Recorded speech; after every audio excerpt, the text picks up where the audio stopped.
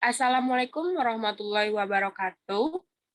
Kami dari kelompok 5 akan menjelaskan tentang studi kasus, kompetensi, dan insentif, serta pemisahan, pensiun, pemecatan, dan lain-lainnya. Nah, dari dua case studi kasus ini, kami akan menjelaskan di slide-slide berikutnya. Sebelumnya, izinkan kami memperkenalkan kelompok. Nama saya Suci Evitasari, dan teman saya Eka Mai Haryanti, serta Rozotul Mauna. Baik, next. Nah, di sini saya akan membacakan tentang studi kasus kompetensi. Masalah pemberian kompetensi yang dilansir oleh Realita Online pada 17 Oktober 2011. Dalam Realita Online, judul yang ditampilkan adalah 160 karyawan PT MIU dirumahkan. Demo ke kantor PLN Surakarta. Dalam artikel tersebut disebutkan bahwa ratusan karyawan PT Mitra Insan Utama atau MIU yang bergabung dalam PUK Serikat Pekerja Elektronik Elektrik SPEE ESPMI Purwakarta berunjuk rasa ke kantor PLN Purwakarta di Jalan KK Singawinata, Kelurahan Cireceh, Purwakarta pada tanggal 17 bulan 10 hari Senin. Karyawan subkontraktor PLN tersebut menuntut manajemen PLN Purwakarta membayar kompetensi 160 karyawan PT MIU yang dirumahkan pada Agustus 2011 lalu. Dalam aksi pengunjukan rasa berorasi di tepi jalan atau persis depan kantor PLN Purwakarta, aksi tersebut sempat mengganggu arus jalan lalu lintas yang melintas ruas jalan tersebut. Puluhan petugas Dalmas memberkade kantor PLN Purwakarta Temenggung. Hal-hal yang tak diinginkan. Selain berorasi, massa PT MUI berunjuk rasa membentang sejumlah poster dan spanduk berisi hujatan terhadap manajemen PLN Purwakarta.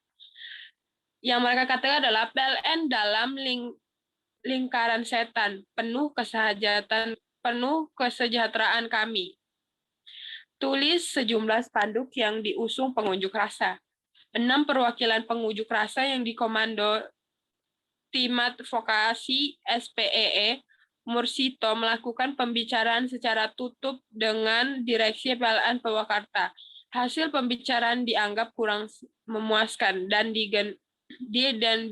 diagendakan pada Rabu, tanggal 19 bulan 10 2011 kembali melakukan pertemuan yang difasilitasi Dinas Tenaga Kerja Kabupaten Purwakarta. Selanjutnya akan dijelaskan oleh Eka Mai Haryanti. Kepada Eka Mai, disilakan. Selanjutnya, ada analisa kasus. Unjuk rasa tersebut dilatar belakangi oleh kekecewaan 160 pekerja yang dirumahkan tanpa diberikan kompensasi oleh perusahaan. Sehingga dengan melakukan aksi demo tersebut, diharapkan adanya kejelasan kompensasi terhadap pekerja tersebut. Alasan perusahaan merumahkan pekerjaan adalah karena sudah tidak adanya pekerjaan lagi bagi pekerja. Jika kita tilik, kompensasi dibagi menjadi dua macam. Ada kompensasi langsung atau finansial, dan kompensasi tidak langsung atau non-finansial. Kompensasi langsung adalah upah dasar ditambah bayaran yang berdasarkan prestasi, sedangkan kompensasi tidak langsung adalah kategori umum tunjangan karyawan. Program proteksi yang diamanatkan: 1. Asuransi kesehatan, upah waktu tidak bekerja, dan bermacam-macam tunjangan lainnya. Dari artikel yang didapatkan, maka yang dituntut oleh pekerja adalah kompensasi tidak langsung yang menyangkut upah waktu tidak bekerja. Walau bagaimanapun, jika suatu perusahaan memberhentikan karyawannya, setidaknya perusahaan tersebut memberikan kompensasi terhadap pekerjanya. Hal ini menyangkut rasa keadilan terhadap pegawainya. Next. Simpulan studi kasus kompensasi yaitu, pemerintah dalam hal penyelesaian persengketaan antara buruh dan pengusaha telah membentuk lembaga peradilan hukum industrial ataupun peradilan niaga sebagai jalan terakhir ketika persengketaan itu tidak menemukan titik temu. Pemerintah juga dalam hal ini, Kementerian Tenaga Kerja dan Transmigrasi dapat bertindak sebagai fasilitator pertemuan antara pihak pengusaha dan buruh atau biparti, ataupun juga bertindak sebagai komponen yang terlibat di dalamnya untuk bertemu bersama-sama. Selain itu, sebaiknya komunikasi yang baik antara perwakilan buruh dan pengusaha, pihak serikat buruh dan pengusaha juga mengetahui hak dan kewajiban yang sebenarnya telah diatur dalam perundang-undangan yang berlaku. SDM yang harus meningkatkan pendidikan dan skill-nya, dan terutama untuk pengusaha agar memandang buruh sebagai aset di dalam perusahaan. Jangan memandang buruh itu adalah robot untuk meningkatkan keuntungan perusahaan. Selanjutnya bakal dijelasin sama Rosatul Mona.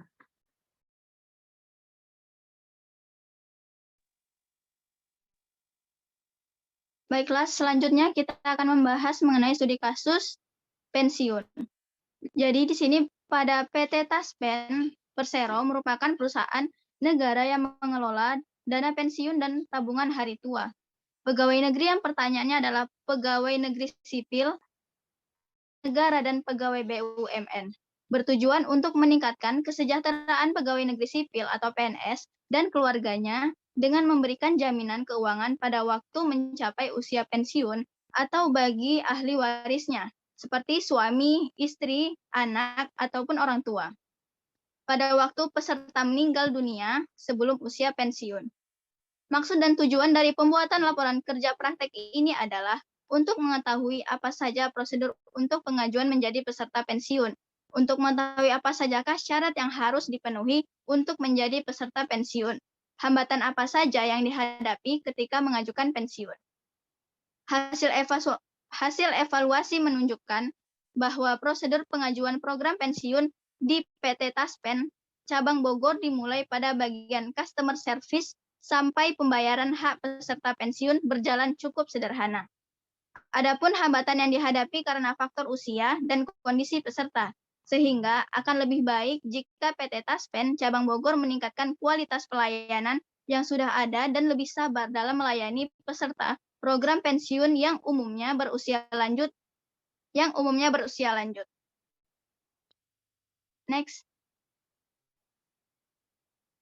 Jadi simpulan dari studi kasus tersebut, prosedur pengajuan program pensiun dimulai dari bagian customer service untuk meminta voucher SPP, seksi peneliti untuk meneliti kelengkapan dokumen, seksi penetapan klaim untuk menghitung manfaat pensiun, verifikator untuk memverifikasi perhitungan, bagian keuangan untuk mencetak voucher, bagian pengesahan, dan apabila dokumen telah sah, maka selanjutnya akan diberikan ke bagian kasir yang selanjutnya akan ditindaklanjuti oleh bagian accounting untuk menerima pembayaran.